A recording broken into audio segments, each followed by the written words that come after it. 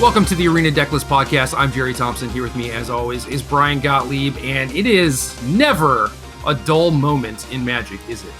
This week, I am exhausted, Gerald. I need a nap. I need like a nice soothing cup of tea. So many things going on. It's pretty overwhelming, quite frankly, but exciting at the same time. I don't want to sound like I'm not into it. I'm definitely into everything happening. Oh, yeah. I'm looking forward to talking about it a bit more.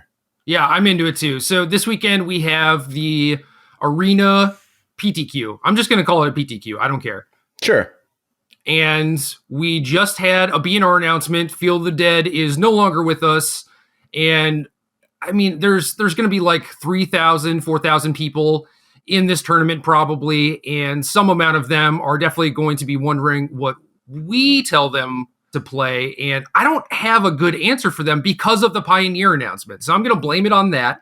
My time has mostly been spent with running the brand new Twitter account at Pioneer DLS for all of your Pioneer decklist needs, and I've been brewing decks myself and had to switch gears and change what I was going to write about this week and everything. So I haven't been spending too much time on Standard, unfortunately. Well, look, even if you wanted to devote all of your time to Standard, presently, Arena still has Field of the Dead legal. So it was my intention to just be like, okay, let me hash this out. I'll figure out exactly what I should be recommending for people to play. Yeah. And let's get in the Arena queues. And so I played a bunch of decks that I think have promise in a post-Field world. And that is to say, they were pretty hard invalidated by Field of the Dead. And then I just got paired against Field of the Dead constantly. And I'm like, okay, this is telling me absolutely nothing. I know these decks are bad against Field of the Dead. So I kind of didn't get to the exact solution I was hoping for. I do have some thoughts, some insight, but you're right. This has been a very, very challenging tournament to prepare for, even if you do have the time to devote to it. And with all the Frontier stuff going on, you may not even have the time to start with. So tough times this weekend. Yeah, last couple of days while I was writing my article, putting together some deck lists and everything, I was watching streams in the background.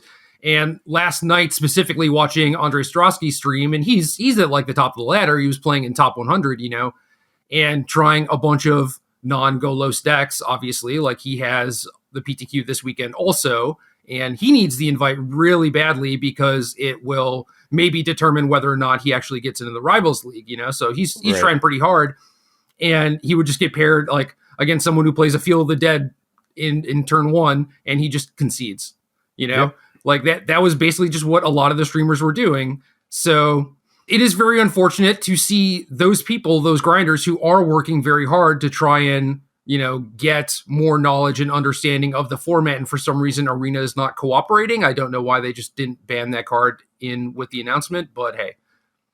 I don't either. It doesn't make any sense, right? Like there's no, even if you say your lead time is like fairly long, which it shouldn't be, like account for that in your architecture, can't you just like tell the Arena team in advance that this is what's happening? I'm assuming they didn't make this decision Sunday night. At least I hope they didn't. Like they moved up the BNR announcement for a very good reason.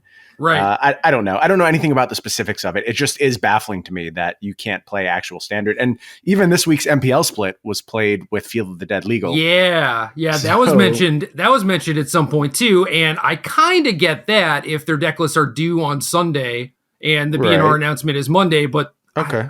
I don't know, man. They could just be like, look, we're going to move deck lists to, Monday night to give you a day to submit something. And maybe that kind of like tips their hat a little bit, but they already did that by moving up the BNR. Everyone expected this. Yes. All of this has gone not quite swimmingly, but ultimately it doesn't matter how the steps led up to this point. There is still this very meaningful tournament going on in just a couple days and people without a lot of time to prepare for it. So I think we have two things we really have to do today. We have to give a little bit of advice, even if we're coaching it a little bit and saying, look, we haven't had the time to devote to this, and I'm not going to make a hard sell on my particular choice for this tournament, but I do have an opinion. And then we need to talk about Frontier because it feels like that's all anyone can talk about right now. Yep. So I would start with Simic. Duh. It is the best deck. Everyone knows it's the best deck. What we don't know is exactly how people are going to approach the format with that knowledge, because there are going to be a certain amount of people that play Simic. There are going to be a certain amount of people that hard target it. And then for this PTQ, I kind of made this call the last time, the last PTQ I played in, and this one I didn't end up qualifying for just because I forgot, basically. But for the last one, I was like, you know what? I think the format is just going to be more random nonsense than we think it is, because a lot of these players are coming from limited. A lot of them qualified like 3 months ago, 2 months ago, whenever the last actual qualifying month happened, So I think people don't necessarily play the top tier. Think about any random Grand Prix that you go to, It's like, even when like Mardu Vehicles is the best deck, or Teamer Energy, or Mono Red, whatever, not everyone is cognizant of that, or not everyone seems to be playing by the same rules. And you have to account for everyone, especially in a tournament like this, where you're just kind of playing 8, 9, 10 rounds of Swiss. Totally agree with you. And I think the correct thing is to grab a strong Simic matchup. You don't want to deck that folds Twix. There is going to be an above average amount of Simic, especially I think as you get deeper into the tournament. You should certainly be contemplative of the winners metagame as well. So you want a strong Simic matchup, but you also just need to have something that is generally powerful. And just hard targeting Simic is not going to get the job done. I guess why don't we go to step one for the people who are interested in playing Simic? Do you have any thoughts on how that deck should be built presently? I tend to err on the side of Simic and not Bant. And Same. I know that is going to be a big question, because a lot of the decks that did well in the last MC were Bant, but I think Bant had a lot of success because of Golos. And once you add Deputy of Detention into the mix, it helps your matchup there. But Deputy is not a card that you're super excited about in the mirror matches, especially once people are just playing all 4 Wicked Wolves. Right. Yeah, I think most of the adaptation we saw from the early Simic lists, the addition of Deputy of Detention, even the addition of 4 main deck Disdainful Stroke, that was to account for Golos. And those were actually shackles. And getting away from that requirement of having to play those cards lets you focus more on your own game plan, on staying this weird tempo-y kind of super powerful deck.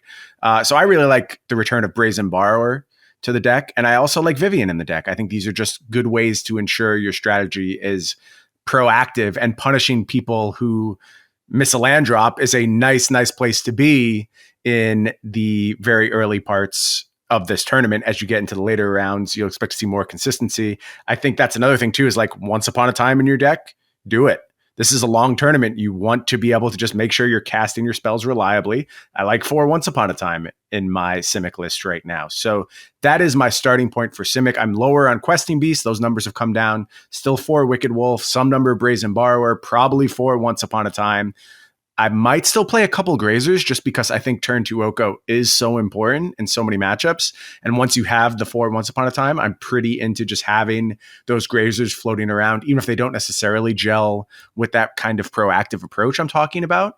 But that is something certainly I would get some games in and understand exactly how Grazer fills that need. But just hitting your 1-drop accelerant on your turn 1 once upon a time is such a huge edge in so many matchups. Yeah, I agree with that. I haven't actually tried Grazer in normal Simic, but I do think it makes a lot of sense. I mean, like the old Simic list that we were playing had 12 mana creatures up to Leafkin Druid. Right. And I don't think like Leafkin Druid. Yeah, I think it's pretty easy to just cut those, play 4 once upon a time, 2 Grazer, probably 25 land, and just work from there.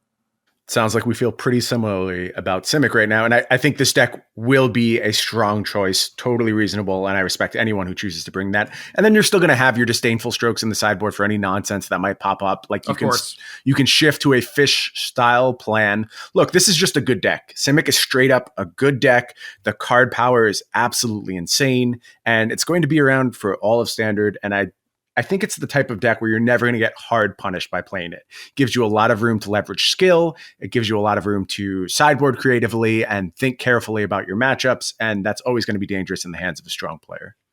Yeah, agreed. So one thing that I will also note is you mentioned being lower on Questing Beast. I agree with you. That was another card that was basically there specifically for Golos. And now that matchup is not a concern, and especially like there aren't even a lot of decks where they're trying to play like this long game, which kind of pigeonholes you into being the aggressor. So I do think that you can do things like the old Simic decks, just play 4 Hydroid Krasis and have this longer game and have that be effective against basically every deck in the format. I don't think you need to do things like what Chris Kavartek did at MC5 and just like cut them entirely. Agree. I still had 4 Krasis in my deck. Yep. And without questing beasts, I am less high on Vivian. I do agree that it's just a very powerful card though. So if you end up having space and you want like an extra 4-drop or 2, I totally support a couple copies of that card. And then for the sideboard, I would say Veil, Gust, Stroke is a pretty good place to start. Yep. And then you can also just look at filling out the rest of your sideboard with things like Voracious Hydra. Yeah, we were basically spot on in our approach. I have 2 copies of Vivian right now. I agree that it loses some of its luster without questing beast, but just a soundly powerful card. Don't play wish targets for Vivian, not necessary. Don't fool yourself into giving up those sideboard slots. If you have a creature you happen to be playing in your sideboard, that's fine. Don't go far afield though in trying to maximize that card. Yeah, you don't need like the End-Raze Forerunners or anything like that. Right. There might be some games where you wish for a Voracious Hydra because that's slightly better than just -3ing. But realistically, when you untap with Vivian at 5, you are almost certainly just fine using the +1 or -3 on it and don't necessarily want to use the -5 because it's just worse than the other abilities. So yeah, don't go super hard on that. Totally agree. And then for decks that we think are good against Simic, I think Rakdos Knights is pretty good. You can play full-on Mardu if you want. I think for the most part, you can get everything you need in Rakdos and don't necessarily need to introduce the extra mana inconsistency to it, but either way is fine. And then Emma Handy's Rakdos Sacrifice deck, I think, is also a pretty good choice if you're trying to farm Simic, but that's one of those decks where your card quality is a little bit weaker, so you could run into things just like Grixis Control and various Fires decks where maybe you just get overpowered. Yeah, I haven't been completely thrilled with the Sacrifice, and mine looked very different from Emma's, so this isn't an indictment on Emma's deck. I just don't have reps with that deck to give an informed opinion on that. But when I was playing like mono black Sacrifice setups, I was not necessarily shining against the Simic decks. It feels like they have tools to deal with anything you might want to do in most instances. I mean, even if I believe it to be slightly favored in the Sacrifice deck's direction, it's not far. I don't see it as a deck that farms Simic, but I know Emma had a ton of success against Simic in the PTQ that we all played this past weekend. Yeah, and I think her deck between Mayhem Devil, Claim the Firstborn as just the red Claim splash. the Firstborn is big, yeah. Yeah, like both of those cards are super huge against Simic. She also had 12 1-drops and was trying to just be an aggressive deck first and a synergy deck second, which I think you need to do. And then had 4 Rankles at the top end, which I also think are very good. Right. Yeah, definitely some innovation going on with her list. So don't sleep on that. Definitely worth a look. The other deck, and this is the deck that I got in the queues with because I really wanted to know what was going on in a post-Golos world.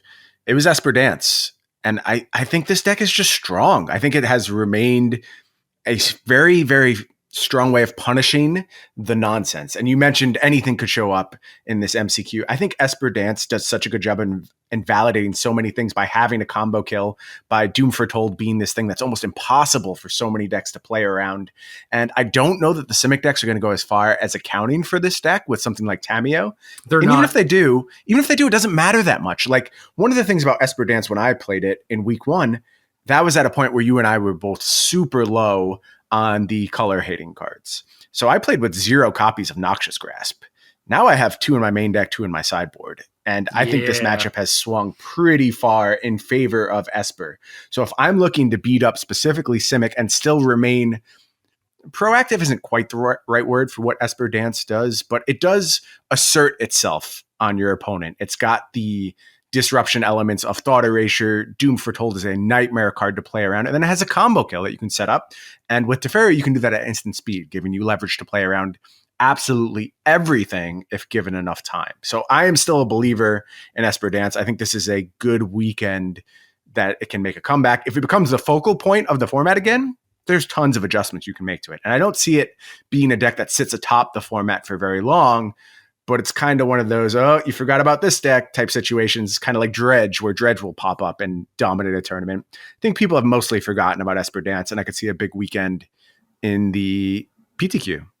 Yeah, no, I'm right there with you. I do think that the way that we're even talking about building Simic, where it's like, oh, we think this is the best way to go about things. I think that sort of deck is very weak to Dance. And there aren't a lot of decks where you want Disdainful Stroke right now. Like Dance is a thing that might be on some people's radar. Maybe there's like Temur Reclamation. There's Fires, which I do think is going to be somewhat prevalent. So like there are some reasons to main deck Disdainful Stroke. It's like passable in mirrors, it catches Embercleave, but like I don't think a lot of people are going to be doing it. I think they're just going to revert to like Brad's deck list basically from week 1. Mostly agree. Brazen Borrower is a strong card against the Esper decks. Getting your Doom Foretold just completely time walked feels really bad, but you can usually play around it effectively. You have so many good options against them. You have such good knowledge via Thought Erasure. I just haven't felt overwhelmed ever in that matchup. And even when they went to stuff like Tamiyo, especially now that you have 4 Noxious Grasps, you can account for that. So hard sell on Esper Dance for this weekend. I am curious how many folks will pick that up.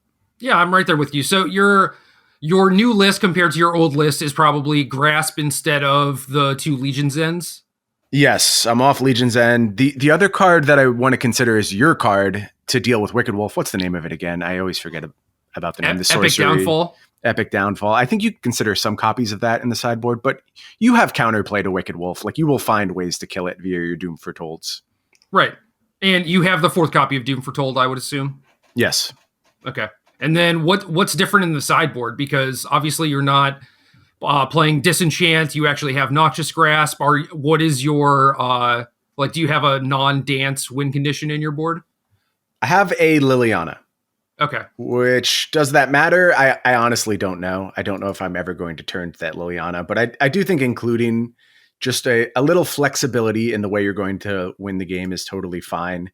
And I have been pretty impressed with Liliana in a few spots recently. So I'm fine with playing a copy of that card in the sideboard, but that's about it as far as alternate win conditions go. I've got a copy of Planar Cleansing as well as one in the main, and I brought back Wishclaw Talisman, which was a card I was pretty low on. But I think you can do a lot with it, and I was almost at the point where I wanted to consider multiple Planar Cleansings, but I would rather have one Cleansing, one Wishclaw Talisman before I go down that road. As far as other sideboard slots, I think D-Spark is quite strong right now, particularly with what Esper Dance struggles against. So I have 3 copies of that card, which is a really high number. But when I think about playing against something like Fires or even the green decks, you find very, very juicy D-Spark targets all the time. Yeah, no, I think D-Spark is great. Do you have anything for Knights specifically? Like, I know you have 4 Kaya's Wrath and Planar Cleansing is okay. Cry of the Carnarium is good against some of their draws, but not all if they have like Rotting Regisaur and Acclaimed Contender. Yeah, so I've been back and forth on Cry, and the version that was in my article today does not have Cry. I think the most recent version I have on Arena does actually have a Cry over like the Disfigure, because I don't think really having the 1 mana spot removal is all that impactful in a lot of situations. But Devout Decree, 1 copy of that in the sideboard. I see the list I posted does still have 1 Legion's End, so some small ball type stuff that you can leverage. But like you said, I think you're pretty well set up for that matchup in general. Okay. So the deck that Andre was streaming last night, or like one of the many decks, I guess, was Selesnya Adventures, which is another deck that people claim just basically farms Simic. Yep. And he was liking the deck, and he was, having like good success with it. So that's another thing that you could potentially consider. Yeah, that in my article, these were basically my 3 hard sells, where Esper Dance, Selesnya Adventures as a deck that just hard farms the Simic food decks. But like you said, I do think that this metagame is going to be a little bit broader than a 1-deck metagame, just due to the external factors. Whether it's correct or not to play things beyond Simic food, many, many people will choose to do so. And Selesnya Adventures feels like a hard targeting deck to me. Yeah, I do too. I mean, it's good. It is a proactive, aggressive strategy, so that's excellent. But you're playing a lot of 1-mana 1/1s, Like, yes. If you don't get your engine going, or if you play against decks where they have a lot of sweepers, it doesn't seem great for you. So I don't think that is necessarily the best approach to try and winning the Arena PTQ this weekend. Yeah, that deck getting some traction was another reason why I got very interested in Cry of the Carnarium. But like I said, 4 Noxious Grasps in our deck now, we will deal with those Innkeepers. I'm not super concerned about them snowballing an advantage. And that's pretty easy to just Wrath, Oath of Kaya, control whatever they're up to on their side of the battlefield. Yeah, no, dance sounds really good to me. I would recommend the thing that I told you a while ago, which is just like cut a Godless Shrine for a swamp to make your mana a little less painful. Okay. But other than that, like you have the Wish Claw in your main deck. I would prefer that to be literally any other card, either a Downfall or a Murderous Rider, and then maybe I would do some different stuff in the sideboard. But I really like the list that you posted. Yeah, I do too. I can safely say this is a at least decent choice. I wish I had more games where I could just say, yes, slam this 100%. It's the correct deck to play. I just don't have enough reps in though. I wouldn't be comfortable saying that. But if you have some time between now and the weekend, I do advise you to at least take a look at this list. Well, the BNR stuff gets updated on Thursday on Arena. Okay. Is that true? That was a question. I think that's right, because that's when the Brawl update rolls out, which I have been closely watching for.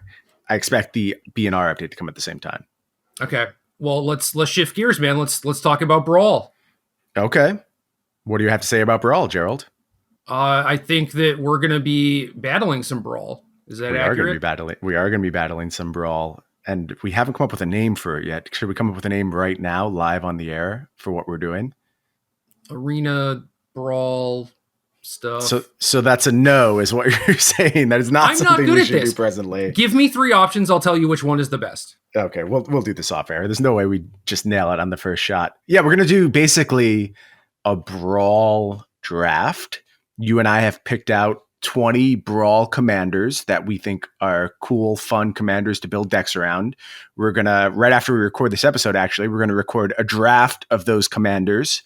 We're going to have 2 teams of 10 commanders, and it's single elimination. You lose once with your commander. That commander's out of the contest. They're dead. They're like Gideon, man. Yep. And whichever one of us has the last commander standing will be declared the victor of the first ever Arena deck list, Brawl for All. I just called it the Brawl for All. Does that work?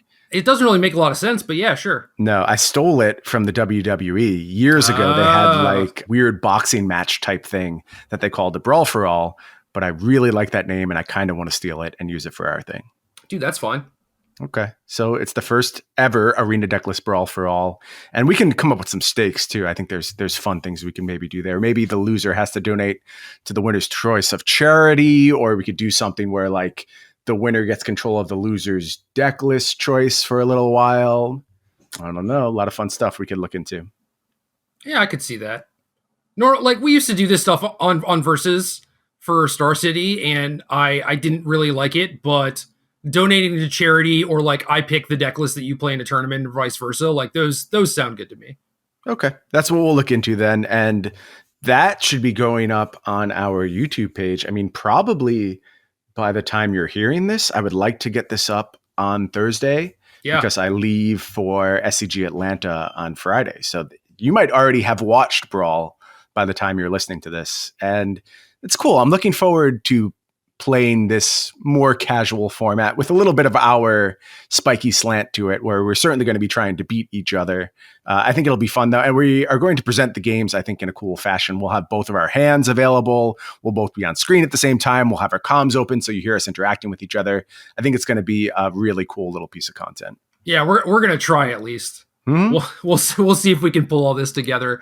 The thing that I kind of don't like about this, and obviously we can fix this, is like, say I have a commander, or you have a commander that just like beats all of the other ones, and then it's like there are 8 things that we don't get a chance to actually play games with, you know? That is true. I am hoping that it just works out that it ends up evenly matched.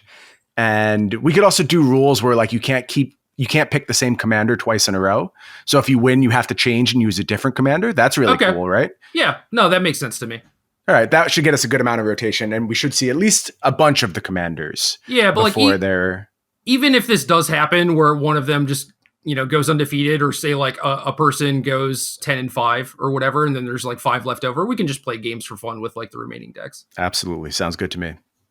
Excellent. Okay, so all of this arena nonsense is out of the way. Now we can get to that hot Magic Online action. How is this a real thing that we're going back to Magic Online? Gerald, I never thought I would go back to Magic Online. I thought that was it. I thought I was done. But I put out a request for my rental account yesterday. Card Hoarder, if you're listening, get back to me. I would like that ASAP. We'll use a little clout here, cash in a little clout to try and get a quick approval. They're all having problems. As much as I love these, deck lending services, they all have the same problem, like around a set release, where it's like there's this hot card and they don't seem to be able to keep enough copies of it in stock. And I just see post after post on social media of like people waiting just to get their Okos or whatever. Yeah, look, I'll be frank with you. I just need something that covers most of my bases. And if I have to just like buy Okos and then I have them always and everything else I can rent, that works for me. So granted, I would be spending a little extra money. I'm cool with that though. I just need a good foundation that lets me shift around a bunch. And if it means I have to buy a bunch of the money cards and I sell out a bunch of the old stuff that I'm currently holding because I could just rent it back at some point, that works for me. I'll figure out a way to put it together.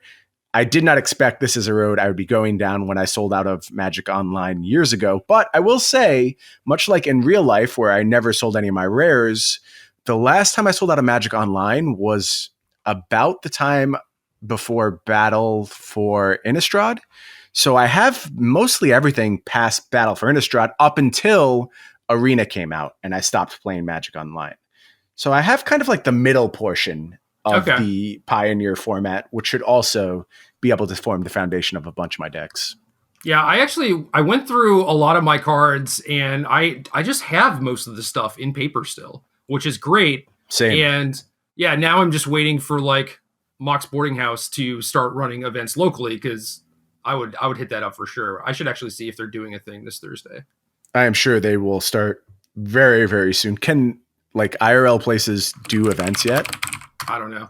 Live Googling, the best part of any podcast, when the hosts hop onto the internet and do some searching. Bellevue events. I mean, I should just like go to their Twitter or something. But yeah, the calendar is not updated. I don't see Pioneer anywhere, or Frontier, or any of the other names that people are calling it. Right. Anything I might mistakenly call it in the heat of the moment. I'm sure they're coming because people are hyped about this format, Gerald. And our plan for this episode was to talk PTQ. We just wanted to get people ready for this PTQ. And we recognize it's not everyone who's playing the PTQ, but a large percentage of our audience is. And also, we lean towards Standard for the most part. We are the Arena Decklist podcast. But if we didn't talk about Pioneer this week, it would be malpractice. Like, that is what people want to know about. It's what they want to hear about. It's all anyone is talking about. You mentioned the Pioneer Decklist account that is blowing up right now with just loads and loads of decklists. And I know it's all you've been doing too. All you can think about is how you're going to break this format in half. And make no mistake about it, this format will be broken in half. Oh yeah. Bans will be coming. And honestly, my first impression of the format and the deck list that people are submitting, the things that people want to be playing and stuff, like, it does look relatively fair outside of a few, specific cases, obviously. Well, okay. I think what people want to be playing and what people will actually be playing are probably two very different things, because this metagame is going to get immediately sorted out by an MCQ this weekend, right? The Magic Online MCQ is this weekend. Oh, maybe I'll play in that. I'm pretty sure it happens very, very soon, which is incredible, but a great way to kick off the format. Okay. Yeah, I'll have to actually figure out my schedule again, because now there's just this whole new format that, I wasn't planning on going to any Grand Prix or whatever, but now I might. And I've been talking to some of my friends who were maybe like in a lull Magic wise, or at least like a GP lull. And now they're like, all right, let's do this. Like, why do you think this is speaking to people so much? Because the reaction is really overwhelming. Because I think that this time frame actually does accomplish what they initially wanted Modern to do, which is you get to use your old Standard cards. Okay. I mean, but it's not as simple as utility. Like, it's not just like, oh, I feel good, I get to use these cards I haven't used in a while. It has to do with emotional resonance. And I think also this time frame, it captures a period of dramatic growth for Magic the Gathering. And so many people started in this time frame. So your first memories of Magic will always be your fondest. And it's why people like me, old people basically, are drawn to things like vintage, like old school, because it reminds them of when they started playing. Yeah, exactly. And I feel like the older formats like Legacy and even Extended and stuff like that, like those evoke nostalgic feelings for me that are stronger than playing with Jace Vryn's Prodigy. But I can only imagine, like, if I had started playing Magic in that era, I would just want to play Jace in everything, right? And now I get to. So this is fun for me. I do enjoy building decks in this format because you're looking back, what is it, 5 years, 6 years? I think it's longer than that. I don't know. Time is messed up for me now. My life has changed so dramatically over the last 10 years that it all feels like this incredible blur, and I can't pick out 1 year from the next. Well, 29 sets, 4 per year. I'm not doing math. I'm a lawyer, Gerry. I don't do that kind of stuff. A little over 7 is your answer. Yeah, exactly. So it doesn't evoke the same nostalgia for me, but like 7 years is such a long time that I imagine a lot of people are actually getting caught up in that. And it makes a lot of sense to me. It also happens in a way that Modern isn't able to capitalize on because, yes, Modern has the cards that maybe you got introduced to Magic with, but it doesn't have a lot of the same archetypes, right? Like Modern is very much its own animal, but you look at all the decks that people are building and it's like, yeah, these are just decks that were played in Standard with some additions, with some changes, some upgrades. Yeah, I'm going to say something right now that I didn't think I would have been saying if you go back a year ago. I never thought I would say this. I hate Modern Horizons and I hate what it's done to Modern. And it obliterates exactly this thing. Not that it wasn't already headed down that path, but any semblance of this is like what we used to do, it's just thrown completely out the window at this point. And I hope that never comes to pass with something like Pioneer, where we start designing cards for this format specifically as well. Yeah, I mean, I think it would be fine if you introduce something like Lightning Bolt or Path to Exile. Sure. But yeah, just creating brand new cards in a side set just to fill some role is kind of weird, and it does take the nostalgia out of it. Absolutely. Yeah, and I also think you could have Lightning Bolt in Standard right now, and it wouldn't be out of line. So that tells you how I feel about that kind of card. Things like Answers are usually pretty safe to add, and maybe that'll be something they prioritize as they develop this format a little bit. Yeah, it's weird because you see a lot of the things getting developed in Standard, and for a while it was like pointed at best of one because that's what the direction they thought they were going to go in was. And it's very clear that no one cares about best of one. Well, that has changed. You know, I don't think that WotC cares really anymore, but you don't see like recent prints in Standard where it's like, oh, this was for Pioneer. And it's pretty clear that this was not on their radar. This was not a thing that they were developing for, and that will likely change. I think so. I think that makes perfect sense. You should certainly design towards your products. I don't know what the differences look like when you're designing for Pioneer versus designing for Standard, but we kind of have to have a metagame before we can even speculate about that kind of stuff. Yeah, and bans and stuff like that. But like even, you know, looking through the card pool, and it's like, okay, Black has Thoughtseize Fatal Push, so they have great 1 mana interaction. And then if you're talking about splashes, it's like Decay, Assassin's Trophy, Kolagon's Command, Dreadbore, stuff like that. And then you look at White, and it's like Declaration in Stone, Seal Away, like... Right. And you could say the same about Red, I think, as well. Yeah, I mean, Red's got a bunch of burn spells, which is kind of what they want to do. And then you have things like Roast and Lava Coil. So like if you're building like a Jace or Thing in the Ice deck, I mean, you have Fiery Impulse and you have Roast, right? So like you kind of, and Lightning Axe too. So you kind of have your bases covered as far as like a controlling red deck. And then for aggressive red decks, you have 8 Shocks, you know, Lightning Strike, Skewer the Critics, Wizard's Lightning, etc. So I think they're okay too. Well, but you look at the difference between the power level of a card like Fatal Push and then you have Lightning Strike. Like one of these is just the de facto best option in the color across all time. And one is very, very far down the overall power list. And I think some of that has to be balanced out a little bit as the format evolves. No, that's true. That is definitely true. I was mainly looking at it like, do I have enough things to fill out a red deck? The answer is yes. Yes. For white, the answer is probably no, and that's definitely a problem. But yeah, also if you're comparing like power level, Fatal Push to anything else that exists in the other colors is just completely out of whack, right? Yeah. No, I agree. But yeah, I mean, you could look at printing things like maybe Path to Exile in Standard so that it is then legal in Pioneer without disrupting Modern, which is like not a thing that they would do normally, I don't think. I don't think they would put a thing in Standard that has already existed in Modern because it doesn't necessarily solve any problems unless you specifically wanted it in Standard. Right. But now that might just happen. Yeah. I mean, it's a whole new world. Everything is back on the table, and it'll be very interesting to see the approach, especially if this format just proves to be a home run, as it feels like it's going to be right now. It seems like it's going to be. I feel like we are not alone in that we have a lot of our old cards, or like, you know, you have some old deck that you really liked, or like White Darby was talking about how the BNR list for Hour of Devastation went up and they didn't ban, or maybe it wasn't Hours, Amonkhet, where they didn't ban Felidar Guardian and then they just ended up banning it 3 days ago. And in that 3-day window, he ordered Saheeli's. never played. Sad Saheeli's. No, literally never played. He said they have just sat there for forever. And it's like, oh, I have these. I can use these now. And I think a lot of people got caught by that, right? So it's like a lot of people are just going to have these random cards sitting around that they weren't able to sell in time.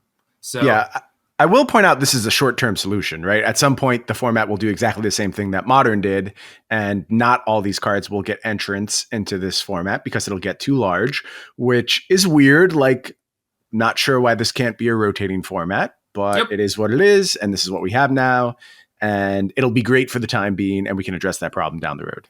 Well, the problem is that if you start Modern and you say that you're going to rotate in 8 years, it just has kind of the same problems that Old Extended did, where I liked Old Extended. I mean, I know that it had problems. I know no one invested in it, but I loved it. We're privileged.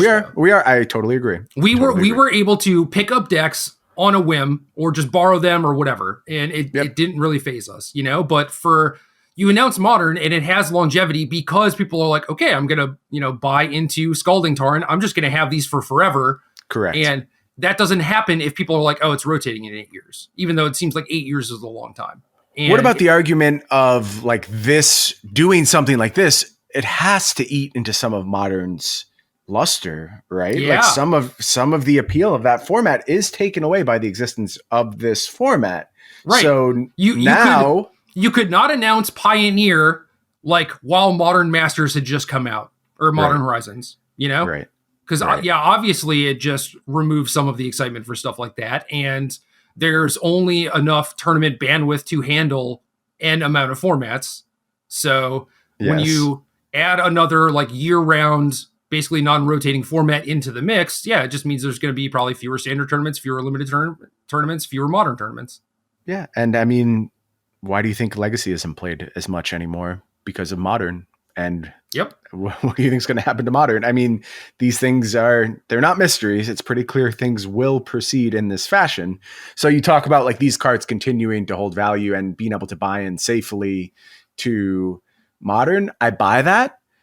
I don't know that it's going to have the same type of emotional resonance that something like Legacy has had throughout the years, where these dual lands just continue to get more expensive because of their scarcity as well. Like, let's not forget, a lot of these cards just have actual scarcity as opposed to manufactured scarcity. So long-term effects on Modern, very interesting. And I don't want to forecast any doom and gloom. That's not my intention, but I do think there's a lot to unpack there, and I'm curious how things are going to go. Modern is too popular for them to want to try and kill it. I don't think they want to try and kill it. I'm not even coming close to suggesting that, but your actions have consequences, intended or not, is all I'm saying. Yeah, Pioneer is definitely going to cut into the excitement and the amount that people want to play Modern and the amount that Modern is relevant and all of that, for sure. Mm-hmm. That is just going to be a byproduct whenever you introduce some sort of like in-between format. And I think that it is likely better for them for WotC to shift to a model that more resembles Pioneer than Modern, at least for like the long term. But I agree with you that like 8 years from now, we're going to have the same problem. So what do? Yeah, I just want to ask you to clarify. What do you mean by a model that resembles Pioneer more closely? Because it's the same model, right? It's the exact same thing. It's just moved forward in time 8 years. Okay, so like I said before, Modern was supposed to be the place where people got to play their old standard cards. That did not work out because it went too far back and the format was busted a lot of the time. And now we're in a place where you go back 7 years and it's like you actually get to play things like Mardu vehicles and any sort of like mono red burn deck, Eldrazi, Dredge. How sure are you about this? How sure you can Very. actually do this? Very. Okay. Because a lot of these cards are synergy based too, right? It's like Right. you can't put Toolcraft Exemplar in everything. You might be able to put Smuggler's Copter in everything, but even the amount of like cheap creatures that are very good is kind of on the low end, you know? So it's like you do want to look for things that just ended up being in the same deck around that same time frame because they're the shell that works best together. Right. I guess too, the other thing that really factors into this paradise coming to fruition is an open statement that bans are forthcoming and will be aggressive and can happen at any time, which is not something that was ever pre-stated with Modern. And you kind of get why, like the incredible investment in something like fetch lands made it so you really didn't want to be invalidating cards left and right. You really wanted to preserve people's collection. I mean, maybe this points to a flaw with the fundamental approach to Modern. Maybe Modern should have had the same caveat when it started, and it didn't. You can't go back in time. So really, who cares if this is right or not anyway? I'm just excited that this is the rules of engagement for this new format. We are willing to be aggressive with bans, and I think that'll allow them to shape things in a way that hopefully we do get to that point where it's just a bunch of old standard decks that we can all play again. Well, I think they learned their lesson both from Modern not actually being a place where you play your old standard cards and standard decks. I mean, the first Pro Tour had Rite of Flame and Blazing Shoal and just like all these absurd cards, right? So clearly you're not going to play Toolcraft Exemplar in that format. Right. Yeah, just like as the format went on too, it was very clearly not serving that purpose. And I think that they announced immediately that it's like, yo, this is something that we're going to be pushing a bunch. So people wanted to like buy in. And at that point, they didn't want to be like, okay, well, we're just going to aggressively ban the crap out of all your stuff. That is kind of what ended up happening over the years. Right. But for this, it's like the cards have crept up in value a little bit, but like they're not at their peak when GPs start happening for this format. Like the cards are going to be much more expensive, but I think people are a little wary to buy in now because of what their announcement was like. And I think that's an actively good thing. It is. It is. And props for a lesson learned. I think you're exactly right. This is just something that's hard to foresee when you're launching a new format. And now with a little experience in their belt, I think they identified the correct way to go about things. Yeah. And people are just going nuts with this format. Everyone, like every single person, like whether it was like watching streamers and it's like, yo, have you thought about this? And they're like, yeah, obviously I've thought about this, but like I have this PTQ this weekend that I have to prepare for. Or in Zan's case, it was, I have SCG Atlanta and like the points matter to me, you know? Yeah. But yeah, just the amount of Twitter presence and people launching podcasts and like websites popping up and stuff. Like, yeah, people are about this.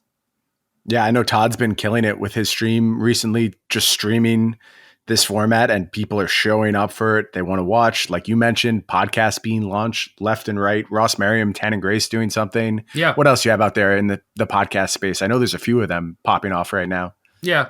We'll probably retweet some of them from the Twitter account just to Great idea. Yeah, just to raise awareness of the content that is being produced by a bunch of other people. You know, it's not just about us. I do want people to be able to find content on the stuff that they're interested in. So for sure. Yeah, this is definitely one of the things where it's like, I want everyone to be involved in this as much as they possibly can. And I want to help people and provide resources for them. That's kind of been the thing that's been at the forefront of my mind for the last couple of days. Good stuff. Well, I know the other thing at the forefront of your mind a tier list for this format, and you have put one together. I have been working very hard on other things. You have done more with this format thus far. I am more than happy to take a back seat and just kind of listen a little bit, ask some questions, because you think you have at least start of a tier list starting to take shape in your head. Yeah, this is obviously very rough because of course I have seen very few games played, and for whatever reason, people are not like, oh, I want to break Kethis and Marvel. Should. That's a nice place to start, I think. Yeah, so I don't even think anyone's really like tweeted a Kethis list at us, like maybe one or two. And Marvel has mostly just been like, well, here is stock Teamer Marvel with maybe some new cards or whatever. And my article this week is going to be fire. And you are very high on Marvel right now, I know. High on Marvel. Will Marvel be the first card banned? Maybe it'll just be Emrakul. I don't know. But something will be banned. And a lot of people have tweeted this too. Like if you're working on a deck and you look at your deck list and you don't think that anything is going to get banned from it, you are doing not it good wrong. Enough. Yep, not good enough. So, things like Smuggler's Copter and Aetherworks Marvel, Kethis, Felidar Guardian. What are some of the other busted things? Mox Amber comes to mind. Yeah, Emery. Nykthos. Yep. All these cards are the things that I am most interested in. And unsurprisingly, they take up the top portion of my tier list. So rough tier list, I think, for things that are just probably going to be the best are Kethis, Marvel, and Hardened Scales. And you're going to be like, what do these decks look like? And I can give you a rough idea. I can give you some deck lists, but I don't know. That's a fair answer. I don't think anyone knows what these decks look like right now. I guess give me some broad brushstrokes of Kethis. What is Kethis using to win the game at this point? Do they have Diligent Excavator as a way to mill themselves? Is that still the core of the Kethis plan?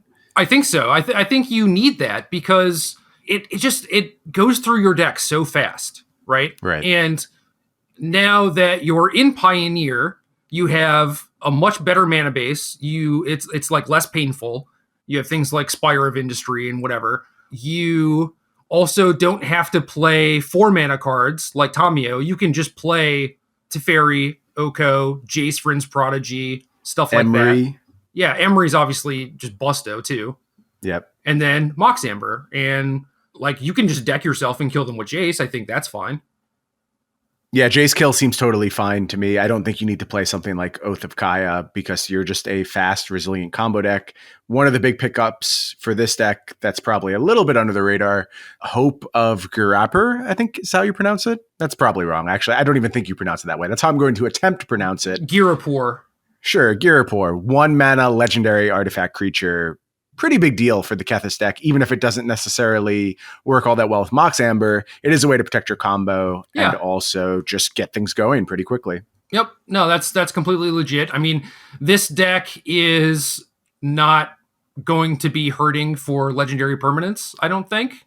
Right. And like I said, the curve gets to be a lot lower, and your card quality on average is very good. You can also play as many Thought Seizes and Abrupt Decays and Fatal Pushes and stuff as the format dictates. So you get to play the best cards in all the colors, Sounds like a good start to me. And I think Marvel has a lot of the same things going for it, right?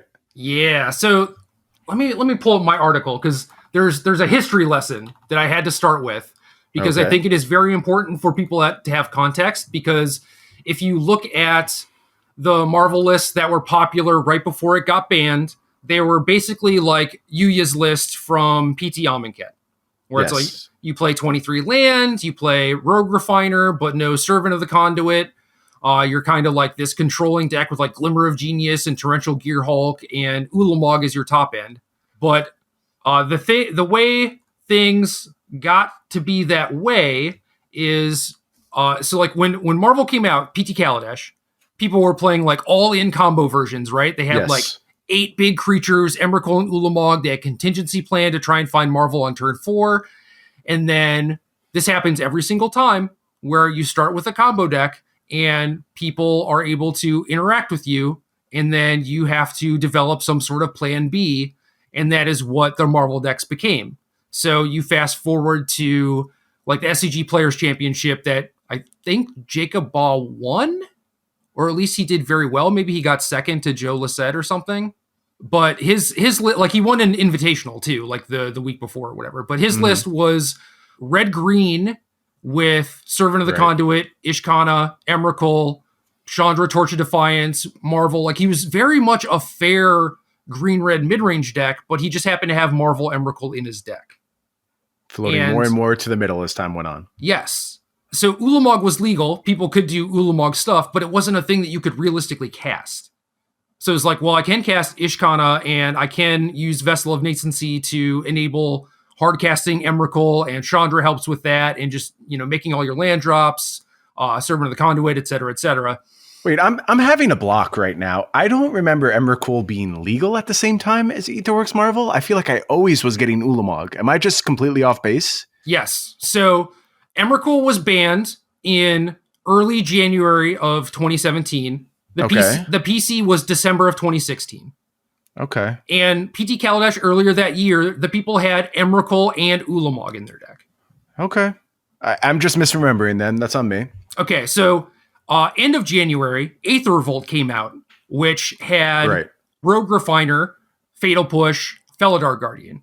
So when Felidar Guardian came out, people were effectively just playing that sort of shell instead of Marvel, because it kind of just dominated Marvel and was very, very good.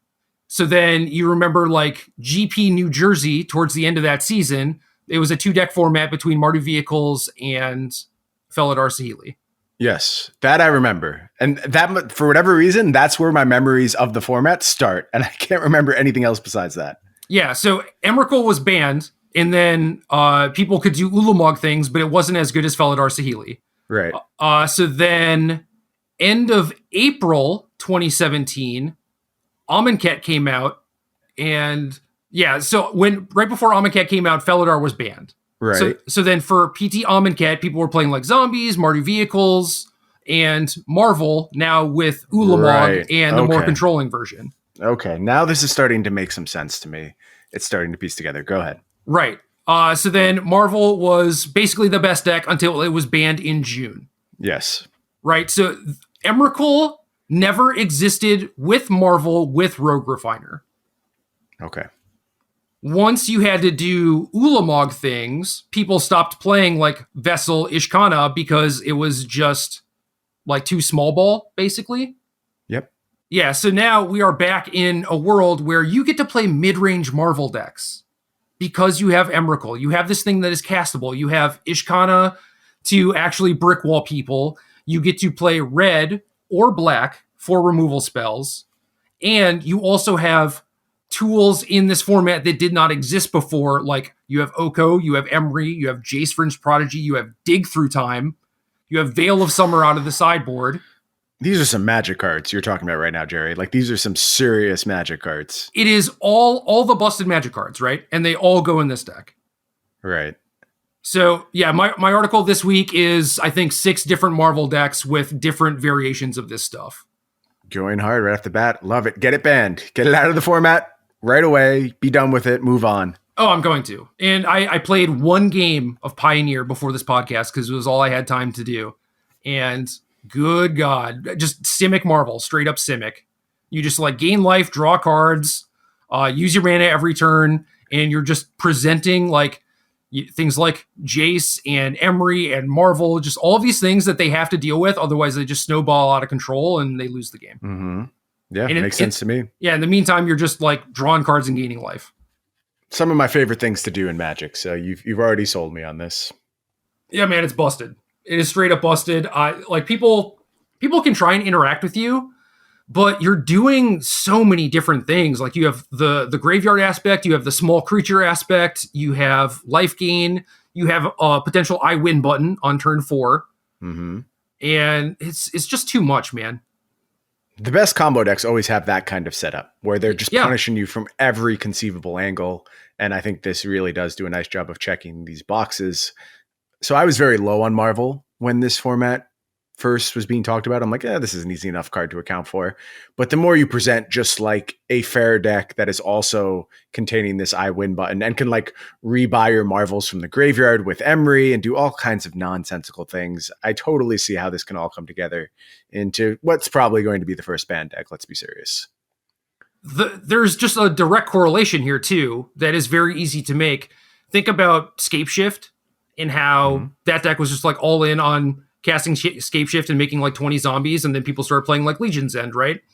The best version of that deck did not even contain Scapeshift. Towards the end of the format, you were playing Golos and for Field of the Deads, and you were just like playing this mid-range game where you made a bunch of zombies, and then you also threatened this end game with Nexus of Fate, where you could just like Golos into Nexus of Fate over and over again.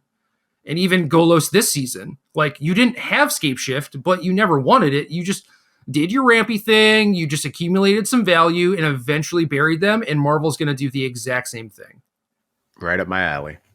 Yeah, dude, it's perfect. And this stuff was like Michael Majors' heyday, you know? And he is super good at taking pieces of different engines and splicing them together, and I want to work with him on these shells so badly.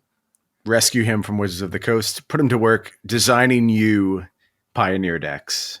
I just want to talk to him about it, you know? Please come back, Majors. Give us some info.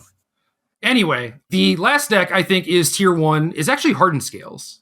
This is interesting. This is very different from the two decks you previously talked about, but I think I know why you're getting there, because Hardened Scales has an incredibly efficient clock.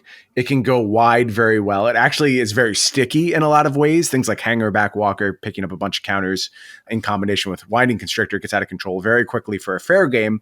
But also, I anticipate this deck is going to pick up some primetime disruption in Thoughtseize, as well as Abrupt Decay or Assassin's Trophy or whatever piece of 2-mana removal we have to lean on. Whatever it's going to have takes. all that. Yeah, and I like that. I like being proactive and disruptive right off the bat for week 1.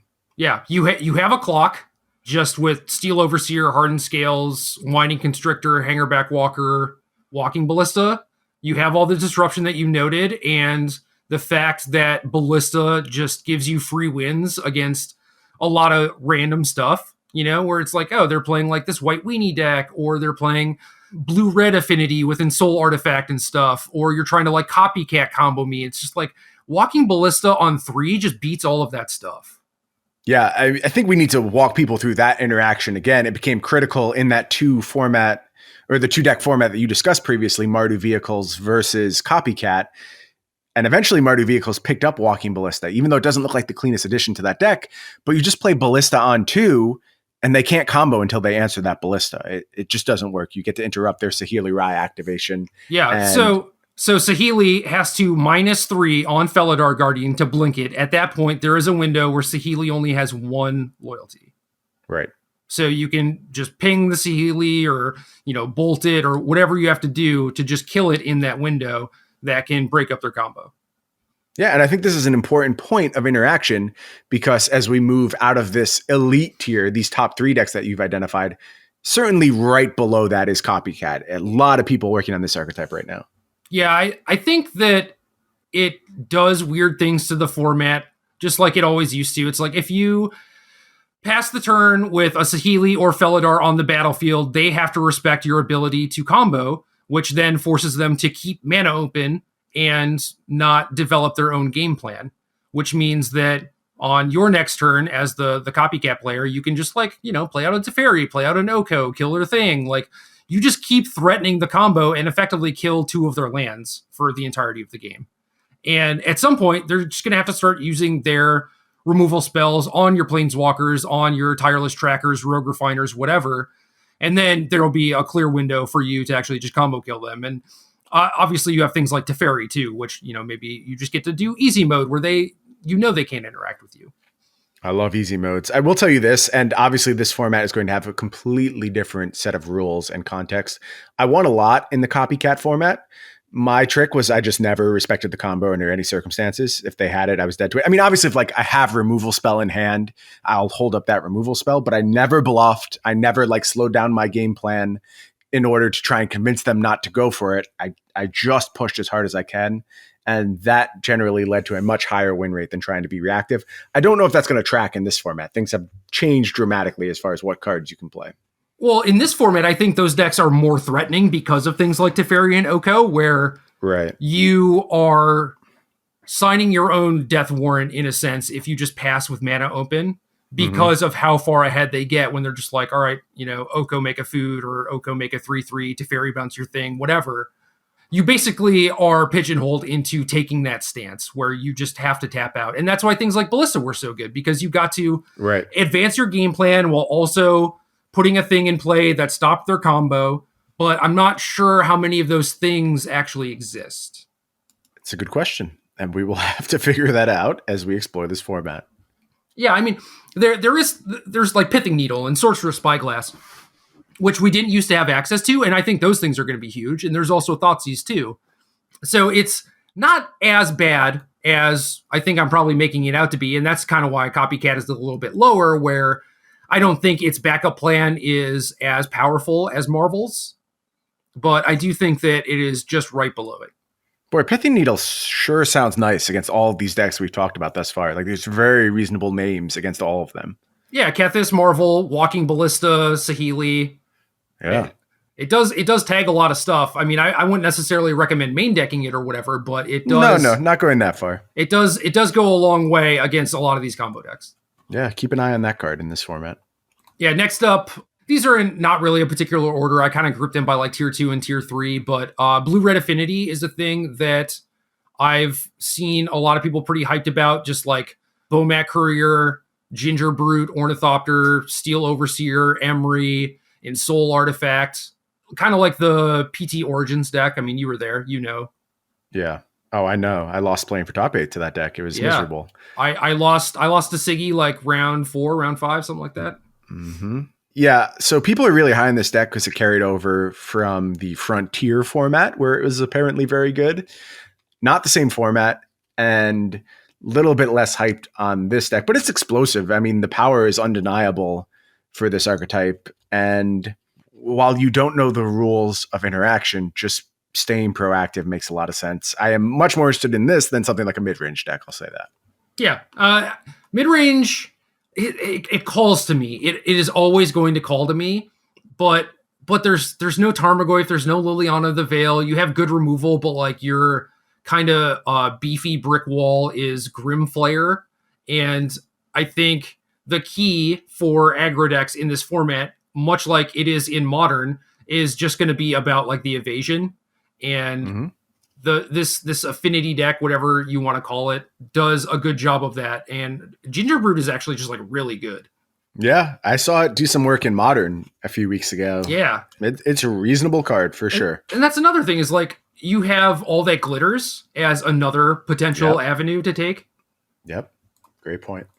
So yeah, you could end up just having In Soul and all that glitters and not having the red stuff, but I really like Bomat, and Shrapnel Blast is fine. You get some removal out of the sideboard and stuff. You get to play Copter if you want it, which is pretty absurd too. Powerful magic card. Yeah, Emery gives you a little bit of grindier game plan too. A lot of good artifacts in this format. A lot of really strong artifacts. No Ancient Grudge floating around to take care of them. Yeah. Metallic Rebuke is also kind of busted. Yeah. So you also get to play like some main deck disruption if you want it. Nice. Yeah, I think that'll be important early on for sure. Yeah, this is probably one of those decks where it's like scales might just be better because of big ballistas and they're kind of doing a lot of the same stuff. I certainly, Bomat in the Chain Whirler world or the Ballista world like is not a great place to be. But blue counter magic is appealing to me. I'll say that.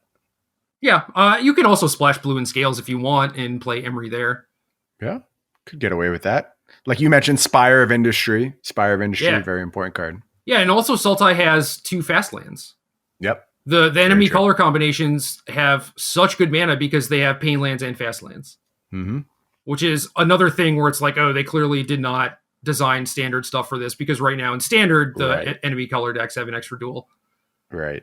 So yeah, kind of weird. But next up, Delirium, that mid-range stuff. It's got good, quote-unquote, good magic cards. Thoughtseize, the black-green removal, Grimflayer, Liliana the Last Hope. You have Traverse the Ovidwald for a bunch of different random targets, Tireless Tracker, Emrakul at the end game, and I just think it's really bad. Agreed. These are all good Magic cards when there's a lot of busted Magic cards floating around, and focus on the busted ones. None of those cards you mentioned sound like they are headed to the ban list. Maybe Emrakul is the one that catches my attention, but even that might prove to not be the thing we're actually afraid of here. Yeah, I mean, it might just be like, oh, that's like a cool late game, but Yep. I don't think so. I think that card is probably going to have to go because you see a lot of the control late games and stuff, like you just can't beat it, and it is inevitable. There is basically nothing you can do about it. People had to play like summary dismissal and standard and stuff, and that's Right. not what we should be doing. Sure. Next up, I like this deck a lot. I don't know how good it actually is, but Green Devotion. Love me some Nykthos, I'll tell you that. I've worked on these decks a lot, not only when they were around in Standard, but also in Modern. Never quite got there in Modern, but this is maybe the biggest mana we have access to in the entire format. Yeah, Leyline of Abundance. You have two different Llanowar Elves and Elvish Mystic, Sylvan Caryatid. Obviously, just a plethora of different 2 mana creatures. You have Once Upon a Time if you want it to increase that consistency of finding Nykthos, finding your turn 1 mana dork. Nissa Who Shakes the World into Hydroid Krasis at the top end. I saw Ross on Versus Live untap his Nykthos with Nissa and then also generate an extra mana with it via Leyline because it's a creature, so that's kind of cute. Oh boy. Yeah, that's a lot. Yeah, it was something like turn 4 Krasis for 24 or something. Okay, not bad. So yeah, a lot of fast mana, definitely kind of scary. I don't know if there's a way to do it that, you know, you're maybe able to disrupt Kethis or disrupt Marvel. If Marvel is on the, you know, turn 6 kill you plan, I think this deck can just kill them first. Mm-hmm. But that's also assuming that Marvel is not going to have like any sort of disruption or defense or anything. So I don't know. It's gonna be interesting because this deck is obviously very scary. I just don't know how it matches up against the decks that actually just kill you. Would love to find a combo kill for this deck. Nothing springs to mind immediately, but maybe some deep dives could find a way to leverage all that mana immediately into the end game. Yeah. Another deck I'm kind of scared of is Red Prowess, and I've seen some blue lists for Treasure Cruise, some red or some green lists for a Tarkus command with Soul Scar Mage, Monastery Swiss Spear, stuff like that. Yep. All very terrifying. That's a lot of damage very quickly, and these decks were frightening when they were around in Standard. Turn 4 red kills, probably always going to be a foundational part of this format, I would assume. It's just a question of what are the interactive tools. And like you mentioned, I think like Fatal Push sounds nice, but the other removal spells I'm using to control these creatures, not excited about them at all. And that definitely puts some feathers into Red Prowess's cap. Yeah, it's weird because a lot of these decks have things that you really want to kill on turn 1. And unless you're playing black and maybe red, you don't have a lot of good options for it. Yeah. And I would imagine that a lot of these games, maybe they're not over on turn 4, but they might be decided as early as turn 1 where someone gets to do something on turn 1 and the other player is just like, tap, land, go. We're talking about the need to have bannable cards in all of our decks. Does Red Prowess pass that test? I don't know, because I don't know if you want to do something like ban Eidolon or ban Monastery Swiss Spear or whatever. Mm-hmm. I don't think you're going to ban Light Up the Stage, or even is that card going to be in all these decks? I don't think so. But it is definitely very scary. I think the real answer is just having more ways to profitably interact with decks like this. I mean, Collective Brutality is, hands down like the best card that you can do in this format. But incredibly important card. Yeah, I mean, there are things like Nyx Fleece Ram, seen some Ration Clerics. I think a lot of the dragon decks that are playing like Silumgar Scorn and Ojutai should be looking at Orator of Ojutai, like the Flying Wall of Omens, where you need a dragon. That card might help too. So there are ways to help, but we need more. We need some sort of Oust, Sunlands, Path to Exile type of thing. Right. Next up, Rally. What do you think about this? Have you been looking at decks? I have been looking at decks. I think Rally may prove to be worse. Kethis is my concern right now. But it's a little too early to rule anything out as invalidated as strictly worse than another version of the same type of archetype. Rally certainly has, I don't know if it has a better fair play pattern given the tools that Kethis has picked up with this expansion of its tool set. So I don't know. You'd have to tell me why I went to Rally over Kethis before I get real excited about it. Yeah. Also, I don't have like this huge attachment to Rally like a lot of folks do. And I think that's what's driving a lot of interest towards Rally right now. Yeah, Rally is interesting because you have a lot of overlapping pieces in this format because there are things like Zulaport Cutthroat and Cruel Celebrant, a lot of redundant pieces with sack outlets for 3 mana and Tuco Husk. There's like Blood Barons too, I think. And then, yeah, a bunch of random like Doom Traveler, Blister, not actual Doom Traveler, but like Hunted Witness, Blister Pod type of stuff. So like you can basically do whatever you want to do. And then there are also all the versions that play like Ballista, Stonecoil Serpent, Hangerback Walker, etc. So yeah, a lot of different versions of this deck. Like you said, I don't know that I would ever want to play this instead of Kethis because Kethis's power level is still just like you're playing, you know, Jace and Emery and Teferi and Oko, and then Rally's just like, I got a 2 mana 1/1. Here's my Elvish Visionary. Yeah. Yeah. So Rally made that work back in the day because it was like, well, these creatures can buy a little time, chump block, yeah, a little bit that's of all life. about context, though, and the context is totally different in a standard format than a format like this, where there's just busted stuff everywhere. Exactly, that's what I'm getting to. It's like those points of interaction might not be relevant. Right, I agree with you. So yeah, I think Rally is probably a bad Kethis. It is possible that you can make a Rally deck that Goldfish is like a turn faster, but that's about it. Okay. Next up, Eldrazi. No Eldrazi Temple. No Cavern of Souls. Very few sources of colorless. Like if you're an enemy colored combination, you have the Painlands. You have the deserts like Hashep Oasis. You have unclaimed territory. But you don't have your pick of the litter as far as like what sort of mana sources you want to run. So it is kind of tough to build these decks. This does not sound great to me. Like, why are we doing this? Why are we sold on these Eldrazi's? Turn 4 Thought-Knot-Seer not doing it for you? No, that's nothing in this format. That seems meaningless. What about turn 3 off a Gilded Goose? No, not in comparison to everything else that's going on.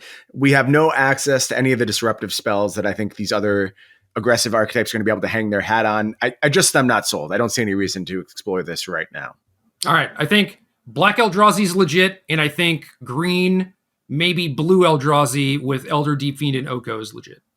That's interesting. That feels not Eldrazi-like to me. Like Elder Deep Fiend is kind of a whole different card than your typical Eldrazi approach. You're still playing Matter Reshaper and Eldrazi Sky Spawner, Reality Smashers. So. Sure. All of these cards are Eldrazi, man. I'm naming Eldrazi with my unclaimed territory. I don't know what you want. Okay, I'll give it to you then. That is an Eldrazi deck as well. Yeah, not what you're used to seeing, right? But I do think it is potentially pretty good. Like, you can play things like Stubborn Denial. You can sideboard some additional counter spells. You have a reasonable clock. Thought-Knot-Seer is obviously pretty good disruption. So it's possible it might take a ban or two before this is actually good. Stubborn Denial is a card I think maybe I'm not seeing enough appreciation for right now, and I'd love to see more ways to leverage that. So if that's what Eldrazi's role is, okay, you started to get my interest a little bit. God, no Tarmogoyf, no Death Shadow. Gurmag Angler is tough because you don't have fetches. Am I crazy for thinking like Tempest Djinn matters? I mean, yeah, that's a different deck, obviously. Oh yeah, for sure. I guess you could do backdoor things where like you crew Heart of Kirin on their turn off your Planeswalker. Okay. Yeah, that's not bad. Maybe that's a thing. Huh. Yeah, not a lot of great 4-power things. Or like, 1 mana 4-power things. Yeah, it's a different context. We're not going to get those completely busto creatures anymore, but we can work a little bit harder for it and find a way to enable our Stubborn Denials, I think. Yeah. Next deck I want to talk about is Vehicles. This is probably just what you expect. Smuggler's Copter, Thraben Inspector, Toolcraft Exemplar, Scrapheap Scrounger. You have Spell Queller, Reflector Mage, Metallic Rebuke, Teferi if you want blue. You have Thoughtseize if you want black. Zakini posited that you no longer need red in the deck because you just have Thoughtseize push, and this is basically a different version of Hardened Scales because you have that disruption, that interaction, and a pretty fast clock. But I mean, if we're just going off of that, then I think it is probably just a worse Scales because you don't have the nuts ballista turns. Right. Some resiliency might be the reward here. Vehicles not being vulnerable to like sorcery speed removal might actually matter given how limited the removal is. Also, if there's effective ways to hate on artifacts, which nothing immediately springs to mind, quite frankly, as ways to truly beat up Scales for going really hard down that route. Yeah, red has a Braid and K command and like Angrath's Rampage if you want to go that far. But it's like fine. Yeah, we're not talking like the classic Stony Silence, Ancient Grudge type setups of Modern. No, we are not. So I mean, there are things like Bifrost and Vandal Blast. Like you can do things like that out of the sideboard, but like Scales is kind of cool because you still have like a Scales and a Constrictor left over. You know, you're not necessarily just relying on all of those things. For sure. And then if you do have the blue splash, you can play Oko if you want. So you're kind of resilient. I will say Heart of Kirin is a very appealing Magic card given the new Planeswalkers that are around, protecting Teferi, protecting Oko, even like Narset, all these 3-mana Planeswalkers. You used to have to work really hard for your 3-mana Planeswalker to follow up your Heart of Kirin. Now it's just trivial, really easy to do. It is trivial. I don't know what the best thing I want to do in that shell is. Like I've looked at different Bant setups, but there's not a lot of reason to be white. Liam was posting on Twitter about how White's thing in Pioneer is basically just artifacts because you have all that glitters and Toolcraft Exemplar and stuff like that. Yeah. And that definitely plays, but it's also just like, well, they're way worse at doing it than other colors, so what are we doing? I think White is actually just the gold cards, you know? Like, I want to play Teferi, Spell Queller, maybe Reflector Mage, maybe Deputy of Detention. And then for control decks, you have like Azorius Charm, Supreme Verdict. So the gold cards are decent, but everything else is just medium. No meaningful mono white cards. Tough time for white mages. It's like that in Modern too. It's kind of like that in Standard. Commander players don't like the white cards anymore. Yeah. I mean, red I think is still the worst in Commander, but tough times for white. Yeah, so we'll try and figure out what else we do, but I do think it is probably Toolcraft Exemplar nonsense, and that's reasonable, but maybe just a worse version of something else. Mm-hmm. What about Blue-Red Phoenix? Well, we certainly do not have Faithless Looting. Probably a very good thing. Can we make this work reliably? No free spells, really? I don't know. There's probably something you can do with putting your cards in the graveyard. I'm not 100% sure it actually has to be Phoenix. Maybe there's other payoffs you can get. The enablers, how much do they expand by going outside the standard parameters? They certainly get better. And Secret Keeper is just like a good enabler on its own that has recently been added to these decks. But nothing is really pulling me hard towards Dredge right now. I will also say, too, rest in pieces in the format. Don't lose sight of that. Yeah. You want to talk Dredge or actual Phoenix? Well, what's the difference between the two? I'll pose that to you. Oh, Phoenix I just looked at as like, is it Phoenix? Like Jace, Thing in the Ice. Okay. Arclight. Yeah. Lightning Axe, Thrill of Possibility, Chart a Course, Merchant of the Veil. This all sounds like standard to me. Like nothing really pushing the bounds of power in this deck thus far. No, you are 100% correct. Which is why I have this at the bottom of tier 2. This is kind of what I want to be doing, though. I mean, Jace Vryn's Prodigy, Jace Vryn's Prodigy with Arclight Phoenix is kind of nice. Reliable discard outlet, I will give you that. But all of this just feels a little clunky, a little slow. Again, maybe like you need some bans, and then this is a reasonable thing to be doing. Yeah, one of the things with Phoenix was that it didn't really get to play Disruption main because you needed proactive stuff. You know, so you can't really play Spell Pierce, Disdainful Stroke, or whatever. But it was fine because you could often just like turn 4 kill people or kill them in a way that they couldn't interact with. And I think a lot of that is still true here, but your cards are just so much worse. You only have one mana cantrip effectively in Opt, so your setups are going to be a lot less consistent. And I think I would be happy playing something like Remand in this shell, but we just don't have it. We just don't really have a good 2-mana counterspell. We certainly do not. So where does that leave us as far as going to our graveyard? Dredge, I guess. I mean, there's Merfolk Secret Keeper, like you mentioned. We have Satyr Wayfinder, Citrus Supplier, Minister of Inquiries. I mean, like Once Upon a Time to Find Them. Prized Amalgam seems to be like the big payoff, which isn't that huge. Narcomoeba. Well, yeah, but that just enables Amalgam, right? Sure. So, like, what are we doing? What are we actually doing? It sounds like we were putting together a pretty ineffectual clock with no means of interacting with our opponent whatsoever. Right, but if we call our deck Dredge, it means that people are going to be scared of it, right? That's true. That is true. We're also doing it in a format with the best graveyard hate ever printed and expecting it to be good enough. So... Creeping Chill, Scrap Heap Scrounger, those move the needle for you at all? These are real Magic cards, but no, they mostly don't. It's all about context. It's all about what the rest of the format is doing. In this unfiltered state, this feels very, very underpowered. Now, when things are filtered a little bit, having a persistent army from the graveyard using the cards you mentioned sounds absolutely fine. And it is a deck that would certainly be beyond the pale for standard. And it's a deck that benefits from the card pool expanding a lot. We're pulling from a lot of different pieces to make this deck happen right now. But there's better combinations. I'm not doing this yet. It needs some time. Yep. There were old lists that I played with that were all about bringing back like Haunted Dead and Prized Amalgam, and then you use those to emerge like an Elder Deep Fiend. I remember this. Yep. And it was cute. You can chain those with Sanctum of Ugin. If you end up playing green, you can play Traverse. This deck is doing a lot of self-milling stuff, so you could play Deathrite Shaman as an accelerator and a clock if you wanted to. So, like, you have some routes that you can go down. You can play Smuggler's Copter too. But I do think it's just like a tad short of actually being good, because you need to put all of this stuff in your deck to make the graveyard stuff work, and then you just end up very light on interaction. But, I mean, Deathrite Shaman, Citrus Supplier, Satyr Wayfinder, that's like a good core for something. I just don't think you can fill out the rest of it with like Thoughtseize and Abrupt Decay, you know? Right. No, I'm curious to see how those cards combine. There's a lot of new friends being made across this format, and it'll be interesting to see how they eventually meld together. I know. And then if we get some artifacts, we can play Emry. Let's do it all. Jam it all together. Yeah, I'm in.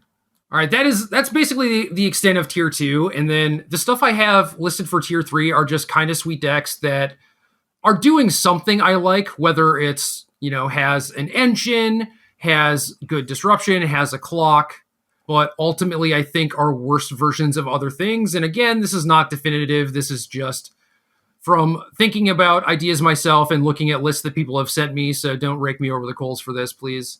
I'm just going to go through these really quickly. God Pharaoh's Gift with Gate to the Afterlife. I think there's a lot of cool stuff there. I don't know if it is relatively competitive to what everyone else is doing, but probably needs a combo kill if we're doing that. And then maybe you might be able to sell me. Yeah, maybe. But regardless, it's like the pieces for like Gate to the Afterlife and God Pharaoh's Gift also work well with things like Rally and, Kethis to a little extent. So if you wanted to do like a sideways thing, you could. Makes sense. Bant Company. Company's a good card. There's good 3-mana creatures. There's Spell Queller. Like Knight of Autumn is a very flexible card. I don't know. Oko, Dramoka's Command, Jace. Yeah, these are all good Magic cards. It's just, what are we going to do with them when they all come together, and what is everyone else doing? Yeah. Sounds fair. Yeah, I agree. Dragons. How you feel about dragons? I wish I got to cast actual counterspell in this format. Maybe I will someday. But again, I just can't emphasize enough. Do not show up with something that isn't broken to these first tournaments. That is the only way to do this in these early weeks. That'll change over time, and maybe then Dragons gets to do something.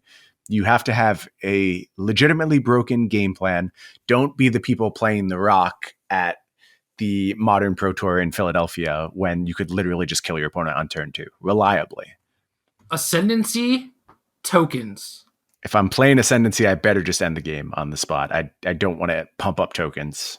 So you get to play Young Pyromancer and Monastery Mentor. and stoke the flames. Doesn't this sound great? Sure, that's cool. That's real cool. But if I'm going through the hurdles of playing an Ascendancy, I'm just going to win the game with Emery in some fashion. Treasure Cruise? All right, take the tokens part off of it. Emery Ascendancy, what do you think? It's at least a combo. I've seen a lot of setups with Emery that have points of interest. I was talking with you about War of Invention, paradoxical outcome stuff, Paradox Engine. Seems fine. Seems at least worth exploring.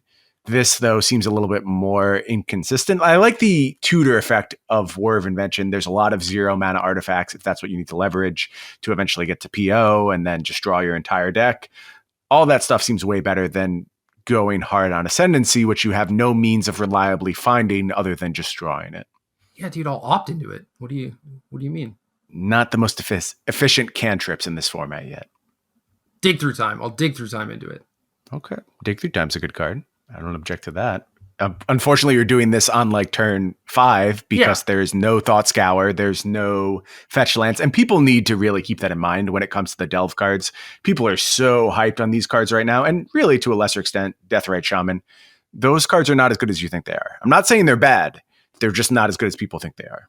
You know when you go turn 1 Attune with Ether, turn 2 Jace, turn 3 something, and then an Emery and transform your Jace, you just get to start casting Dig Through Times. That's just how it works. If you've had that perfect curve and that's all worked out for you, it sounds good to me. Well, whatever. I mean, even if you go like Attune, Jace, Oko, like that's a fine curve too. Yeah. Look, I think the card's good. I think it's totally fine. You will see some number of Dig Through Time. I'm less sold on Treasure Cruise, which has a higher cost in deck building, I think, and doesn't pay you off quite as hard. So these cards will see some play for sure. They're just not as broken as they previously were. Although saying that, they could very easily end up banned. That wouldn't surprise me whatsoever. Yeah. All right, next up, Electrostatic Pummeler. Have you seen these lists? No, this sounds cool, though. I mean, at least it's like a different angle than everything else is presented, and it sounds at least somewhat unfair to me. Yeah, they just play a bunch of elves, or like I saw one with Arboreal Grazer. You have Once Upon a Time to find this thing. Yeah. Blossoming Defense, Teamer Battle Rage, which it didn't have before. You had to like fling people. Right. Like this. What turn are we winning on? Are we winning on turn 3 ever? Yeah. Okay. Maybe. I don't know. Probably not. Turn 4, easy though. Okay. That's something. All right. Elves, also pretty fast. Probably a bad. Green Devotion. Yep. White Weenie, pretty fast. No disruption. Does have access Needs to disruption. Yeah. Does have access to a lot of pump 'em ups though. I just don't think that matters without disruption. Word. Last and possibly least, Turbo Fog. Have you gone deep on this yet? No. Turbo Fog is almost inherently a standard solution. You need things to be about combat. You need things to move a little bit slowly. All the things we've talked about thus far do not lead me to believe that Turbo Fog is the way to go. So you're not trying to Wilderness Reclamation people? I didn't say I'm not trying. I'm not winning. That's the difference. Okay. How much of your bandwidth in the next 6 months do you think that you're going to devote to Turbo Fog or Wilderness Reclamation decks? Hopefully very little. If I am at all interested in winning, I hope it's very little. But you know me. I can't resist the pull of a good Wilderness Reclamation. Someone's got to do the work, man. It might as well be you. Just not. Right. I will say I've been resisting it in present standard. Like I've done a good job of staying away from it since we lost Nexus of Fate. So maybe my willpower is better than I'm letting on. Yeah, it might actually be good in standard though. That's the thing. You were just never about the brute force explosion. Yeah, I'm not trying to be fair whatsoever. Well, that's sort of unfair, you know. I just want all the turns. I'm not a big sharer. I just want to end the game, take all the turns, wrap it up. Hey man, you can do that. What about Part the Water Veil? Any interest there? I almost played that card at a Pro Tour. No, not really any interest. It is an interesting Magic card. I'll say that. It does do some things that I think people don't really account for, but now that Nexus of Fate exists, there's not a whole reason to go down that road. Well, you can do both, right? Like you can play... Sure, you could take turns. So lists that I was sketching out were like Opt, Growth Spiral, JVP, right. Courser of Crewfix, Dig Through Time. And then it's like, okay, play some Wilderness Reclamations, maybe some harder card drawing. Maybe it's Chemist's Insight. I don't know. And then you play some amount of Nexuses, but like maybe it's just some Part the Water Veils and you just try and kill them that way. But You have Literal Fog, Haze of Pollen, which cycles, which is pretty nice. I was like, pieces are kind of there. What set is Oracle in? That card's got to be way older than this format, right? Urban Evolution. Urban Oracle Evolution's an interesting one. Oracle of Moldiah is OG Zendikar. Okay, I thought so. I started to get excited for a moment, but that's the card I was really missing. Corsair Crewfix and Wayward Swordtooth are the best you get. Yeah, that might be the way to go. Again, none of this sounds all that promising. You need some good disruption along the way, and then you somehow need to make this matter and make sure you never miss once you start going off. Yeah. Not sold. Well, I mean, Dig Through Time helps with that a lot, right? You get to play Search, too. Search for Scanta. Oh, yeah. Yeah, I haven't heard much from Search, but Search should certainly have a role to play in this format once things settle down a little bit. Yeah, it's really tough to try and play a control game, I think. But people are certainly going to try. And I mean, we're going to have deck lists pretty soon from the Magic Online daily events and stuff. So soon. Yeah, I can't wait. I can't wait to look at these first deck lists. I imagine that's what we'll come back with next week. I mean, I don't see the hype dying down. I want to look at them. I imagine that's what our listeners want to look at. Let us know if you're in for this. If you want to know more about these deck lists that are coming out, we will listen to what the people want for sure. Yeah, I mean, we could also keep Pioneer stuff to the YouTube channel or, do the live stream stuff. Like, we're willing to do whatever people want. Yep, 100%. And we'll have standard results from the PTQ2, which will be kind of exciting to see if there's any movement on, whether or not Simic is number one, something dethrone it, whatever. Yeah, it's feeling like another multiple podcast week next week, I got to tell you. Yeah. Someone needs to do my busy work so I can focus on making content. Or clone us. That's the other solution we've been brandishing about recently. That would work. Each week on the podcast, we conclude it by soliciting the fine folks in our Discord for questions. We pick our favorite question, and that person will get a very fine Arena Decklist enamel pin in the mail from us at some point. And is the only place you can get them. And this week's question comes from Mason Clark, who is a person we have selected in the past. Mason asked some very good questions. And Mason says, I'm seeing a lot of hate on play design for this standard. Can y'all please talk about how hard their job is and try and get it across to people just how insane their task is and to not flame these people over it? Well, it's pretty clear what Mason's opinion on the situation is. And I agree with Mason 100%. I just think that given the nature of gaming presently, where every single game that is ultra popular, seemingly besides Magic, has the ability to make tweaks on the fly, to adjust casting costs, to power up champions, to change on a patch-to-patch basis, asking Magic to never make a mistake. It's like, are you kidding me? Have you ever seen videos of League of Legends, like most broken champions, and they're champions that on release could just one-shot everyone in the game, or just were absolutely unbeatable if played perfectly? And imagine if League of Legends champions could never be changed. They just stay like that forever, and that's the way the game has to evolve. And then you're starting to see the task that Magic play design has to accomplish. And I just don't know what you can expect of these people who are a small team of individuals and have a billion competing priorities. Like, not only do they have to placate players, but they have to sell Magic cards, and they have to placate corporate influence, and just all kinds of people who are asking for a piece of their attention, a piece of the pie. I think they do a tremendous job. I think that they certainly get things wrong from time to time. I think expecting them not to is utter lunacy. I wish things were set up to give them some more outs. And in my article this week, I talked about additions to the standard card pool and why we don't go down this route.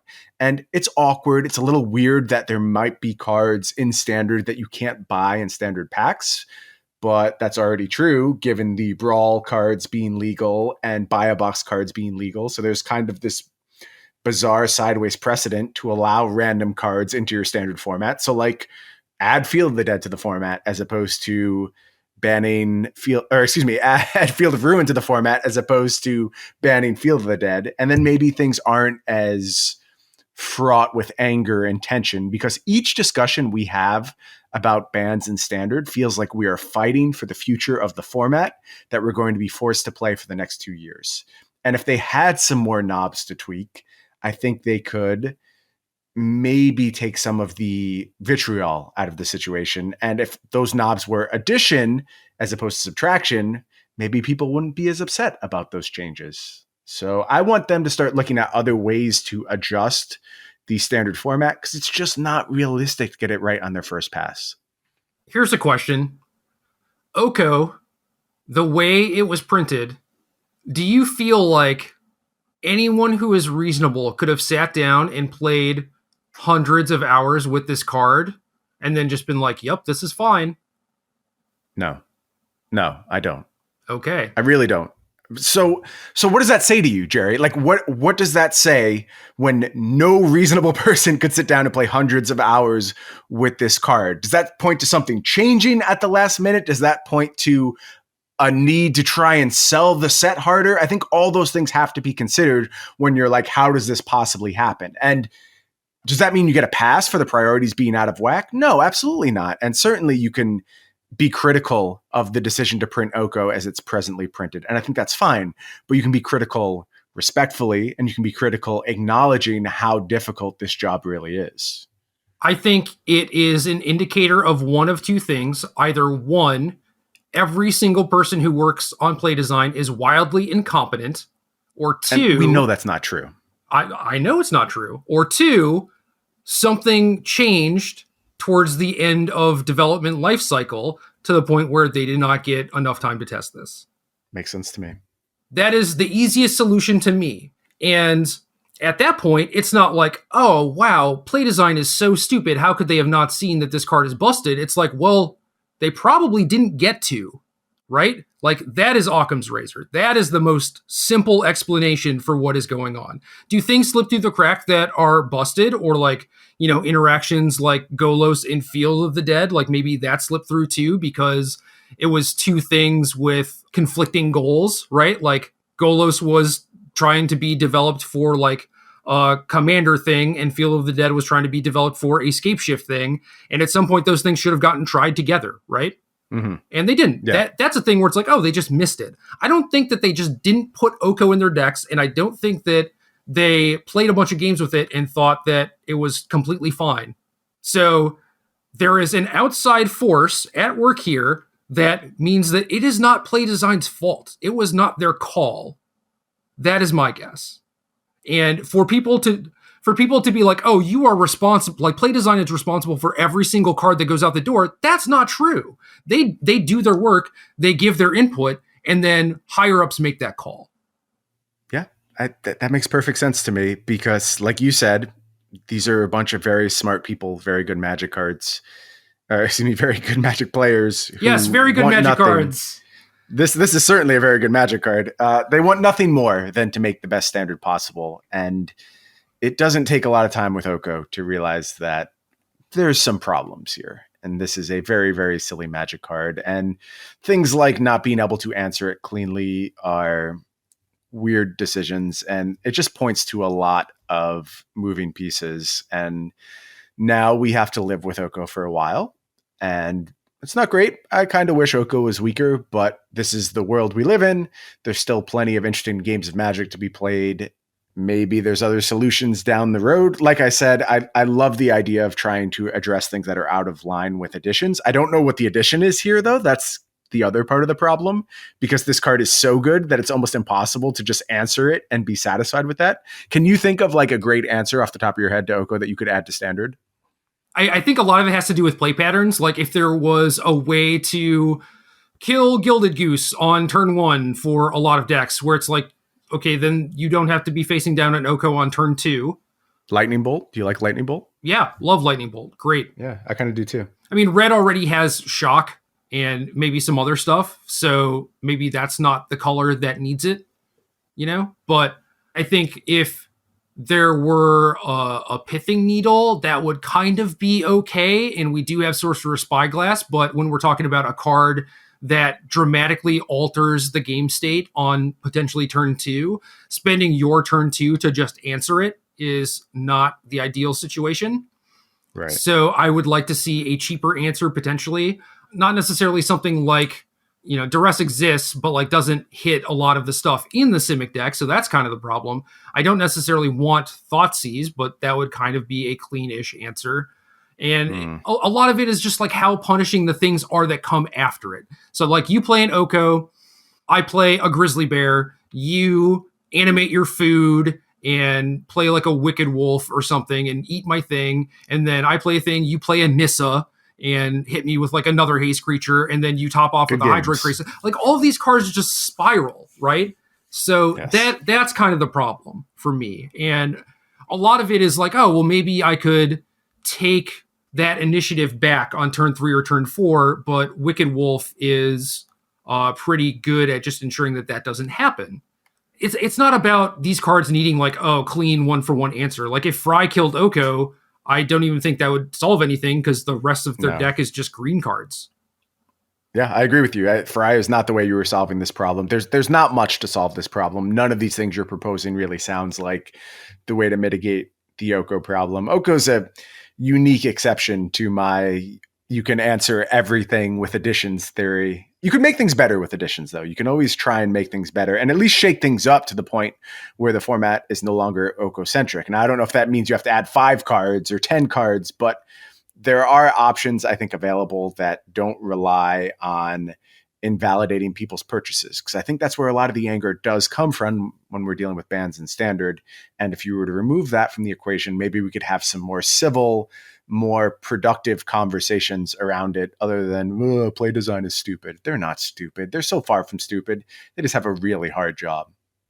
Yeah.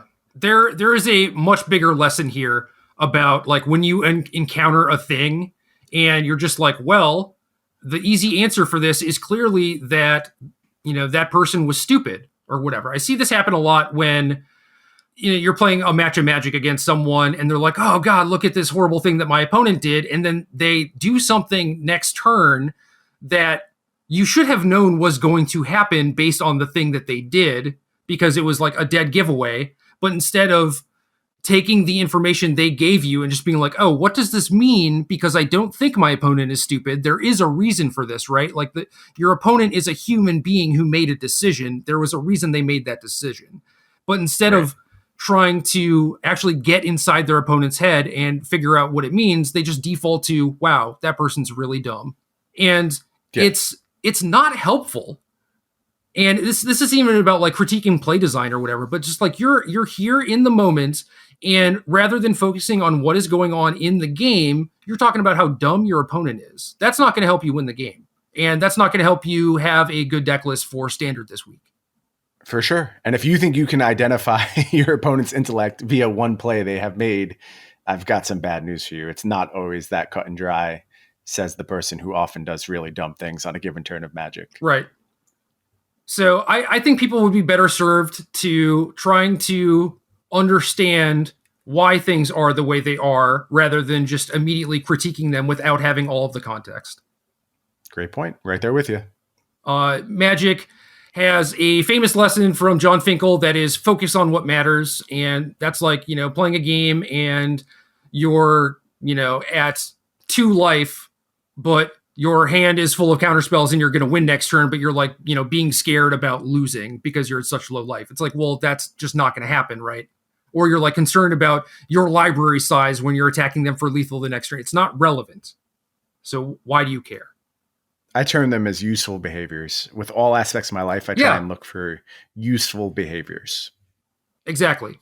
So a lot of this stuff, not very useful. And that's why we don't have ban discussion in our Discord too. It's not useful. Figure out what is going on right now in front of you in reality and just focus on that stuff because that will actually affect your win rate and, whether you're able to put out a good article this weekend, good piece of content, or how knowledgeable you are instead of just like talking about why things should be banned or whatever is basically just like staring at the wall. It's about as useful as that.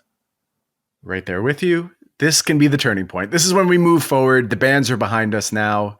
The entire Magic community can use this as a rallying cry, and we all can focus on useful behaviors for the rest of the Standard format. Do you think this is it, Gerry? Did we just change the magical world? Yeah, I think so. Yeah, Oko Nice. Oko is stupid, right? But it doesn't benefit you to think about how dumb it is. Play games with and against it, figure out how to beat it. The end. Doom foretold. There you go. Boom. It's not that hard, people. It's really not. That's game.